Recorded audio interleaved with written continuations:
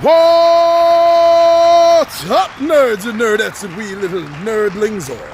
It's your buddy Big Johnny G, the two-gun Pixie presents Legendary Gaming. And we are here for another Midday Monologue Monday. Thank you for coming and spending your time here with us and listening to what I have to say, especially during these rants.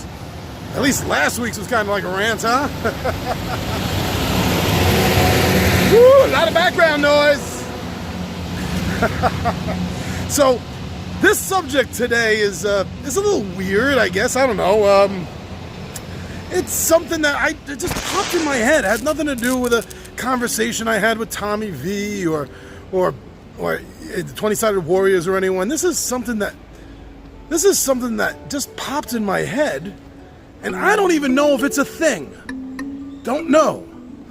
But I figure, might as well bring it to the masses and see what everyone else thinks. Because, I don't know. I got this idea in my head that may be silly. It may be stupid.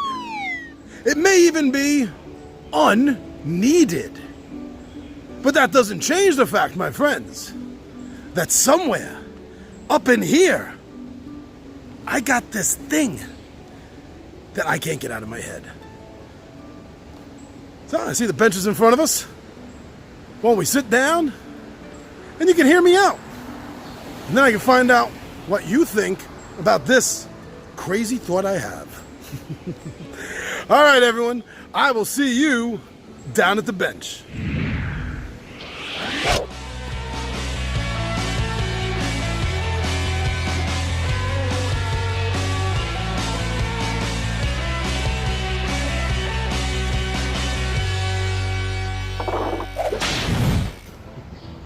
Welcome down to the bench. Kind of cozy. Like we're really sitting here talking. You know? I dig that. So yeah, this, as I said there in the intro, I had this crazy thought, this crazy idea, and I guess I don't know if it's a thing, I don't know if it should be a thing, could be a thing, would be a thing. I don't even know if it's smart. I don't. This could be one of the stupidest ideas that's ever popped up in my noggin. And there's been a few. So, what I was thinking of, and I guess this, in a way, kind of goes back to my really early days. I'm talking like 25 years ago, literally a lifetime ago, back when I was a roadie for heavy metal bands. I've done a lot in my life. But I remember learning the roadie's credo, and it kind of was bumping around in my head the other day, and it made me think if there's anything equivalent to it with board gamers. Now, from what I've heard, from what I've seen, I'd say the answer is no. But that's fine. That's okay. What I was thinking, I guess for right now, I'm kind of thinking it as the Tabletop Adventurer's Oath. Yeah, the Tabletop Adventurer's Oath. Kind of like Board Gamer's Creed or something like that. Anyway, just a list of several concepts, ideas that pertain to being a tabletop adventurer, being a board gamer, card player, dice player. I don't know. Maybe you might find it interesting. But what I'm really wondering is, what would you put on the list? If you were coming up with a list of oaths, creeds, that you think tabletop gamers should, could, or would live by, what are you thinking of? I'll give you the rundown of what I came up with 7. I came up with 7 points, seven I guess bullet points of ideas. So why don't we just go over them and we'll see what you think. Maybe I'm being too harsh, maybe I'm not being harsh enough, maybe I'm just being silly. Could be. Could very well be, my friends. But we won't know until I tell you what I wrote down. Alright, so And this is only in the order that I thought of them in. I'm not saying that there's an importance to this order. Maybe there should be if I had a finalized official oath list. But I don't. Just ideas, and as they rambled out of my head, I committed them to paper. Why? Because otherwise I probably wouldn't have remembered them all. So again, in no order other than how I wrote them down, no order of importance. First one is, I understand that gaming is a group team effort, and I promise my best to be on time and not miss a game day. Simple enough. Simple enough. You know, and especially if you're playing a serialized game, if you're playing a campaign-style game, this is even more important. Maybe you're not. Maybe every week you play a new and different game, and it doesn't matter if you have the same players at the table or not.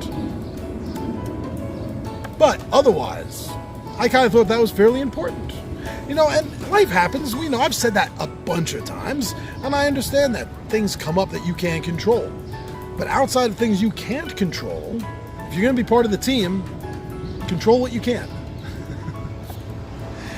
And number 2, non-game related politics, sports, and religion will not be discussed at the gaming table. Listen, you get together with your friends. You get your friends together at your place. You want a game. The idea is to relax and have fun. That's what it is. And if you want to start getting into heated political, religious, or other types of topics that aren't game related, you're taking away from the game experience for everyone else. Now, the reason I phrased it like that, non-game related, is maybe you're playing a game like, let's say, Dungeons and Dragons, that has a certain level of in-game politics and religion, and I guess sports too. Never really had anything other than the nightly games and jousts and stuff incorporated in my games, but there could be sports in your world, sure. So that would be different. If your characters are talking about the in-game politics, the religious systems of the fantasy or fictitious science fiction world or whatever that you're gaming in, that's different. But don't use your fantasy settings world to copy real life problems and bring that to the table that way. Just don't. You have time enough to talk about them when you're not gaming. 3, during cooperative games, I will do my best to ensure that we defeat the scenario. I've played with a lot of different gamers over the years, my friends, and not all of them are team players, even when you're playing a cooperative game. And that's going to disrupt everything. If the other players in a cooperative game don't trust one of the players because they know that this individual is chaos, is chaos impersonated? Impersonate. Hey, it wouldn't have to be impersonating it. No, personified. Chaos personified, then it's going to ruin the game. And again, as I said, game day is supposed to be fun. It's supposed to be relaxing. So if it's a team game, if it's a cooperative game, suck it up and be a team member. Number 4, remember, during non-cooperative games, we are not friends. If it's a non-cooperative game, if you're playing an all versus all or one versus all time of game, you're playing a game where you're not needed to work together to solve the problem, and only one of you can be the winner, there are no friends, my friends. No, there aren't. And if you think someone is your friend during a non-cooperative game, they're just setting you up. Now remember, if it's a cooperative game, be cooperative. If it's a non-cooperative game, every man, woman, and child for themselves. No quarter asked, none given.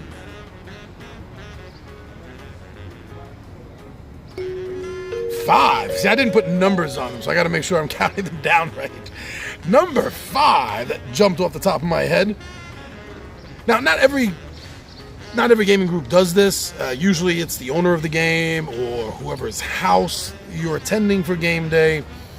But even if you don't use the phrase, usually there's somebody in your group that's the rules arbitrator. Okay? The group's rules arbitrator has final say. Further arguments are only ruining the game day for everyone. All right? And if you don't work this way, if you don't play this way, maybe, just maybe, you know you better than me. But I would like to suggest that just maybe having one person in the group designated as the rules arbitrator could help. All right? With me, it's funny because it's my house. I host it. It's my game day. It's my game room. It's my games. But it seems with us, it's sort of a cooperative arbitratoral. Is that a word? Well, it is now. It's sort of arbitrational between myself, the Rye Man, and Oregon Al. We kind of work as rules arbitrator all together. See, you don't need just one. It helps. This way the rules arbitrators aren't going to be arguing with themselves. But that is the way we do it. And if you do it that way, just let it drop. The reason you picked the rules arbitrator is because you all decided that this individual is the one you're going to listen to if things start to get heated over a disagreement of the rules. It's about moving the game forward and having fun.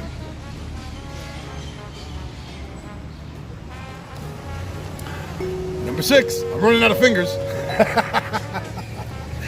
Number 6. I will pay attention to the game, turn by turn. If I miss something important, that is on me.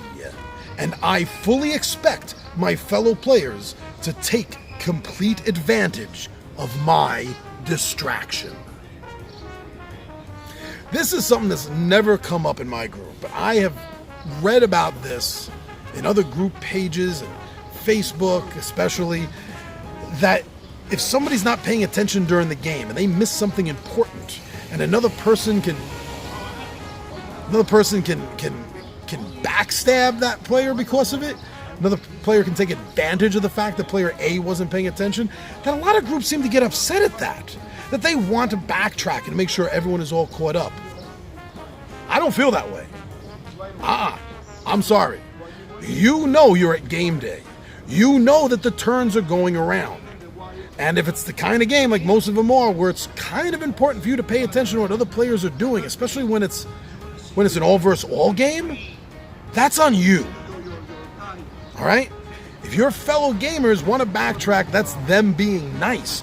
Don't expect it to happen just to happen. And if your rest of your players do act nice and let it happen, they should just let it happen once. Just once.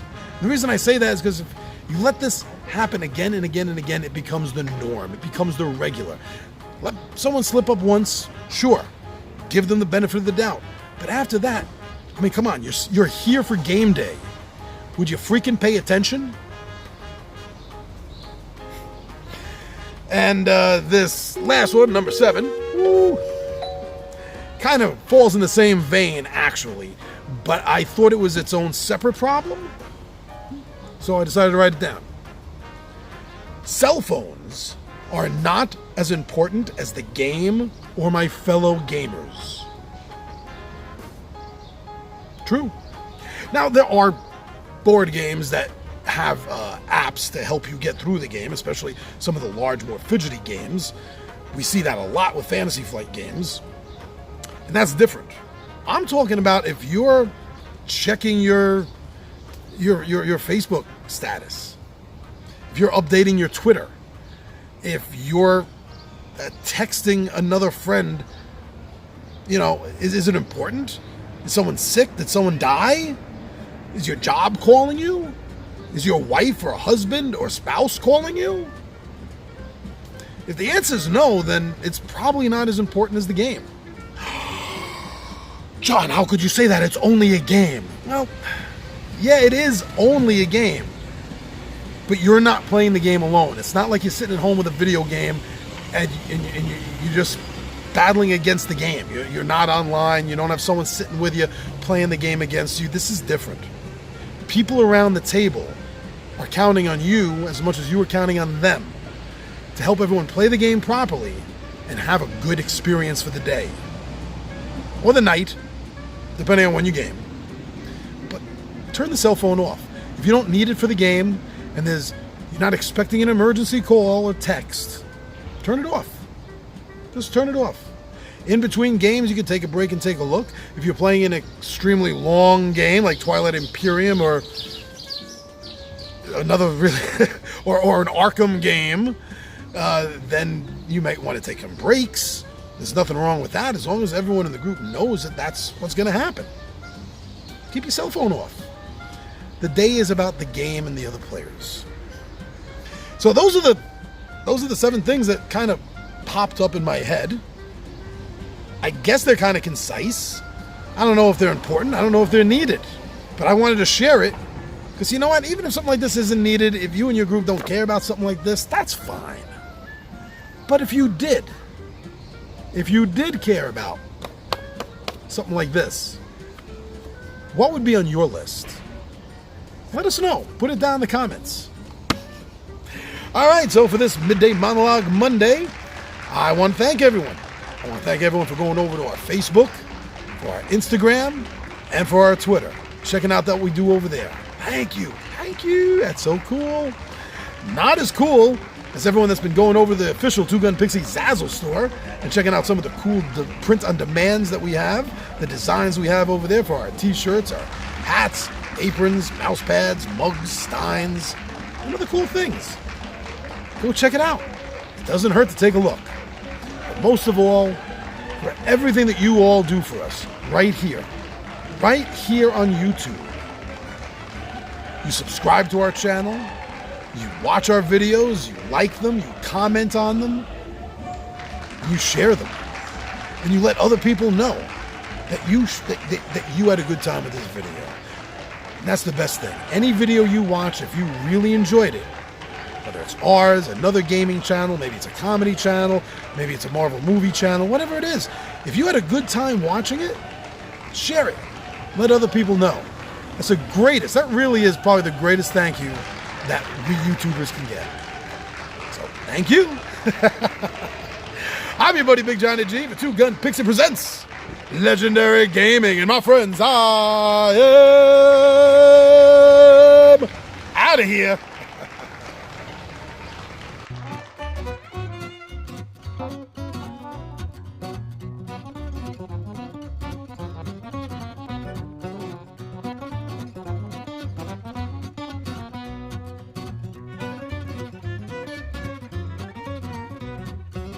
Bye.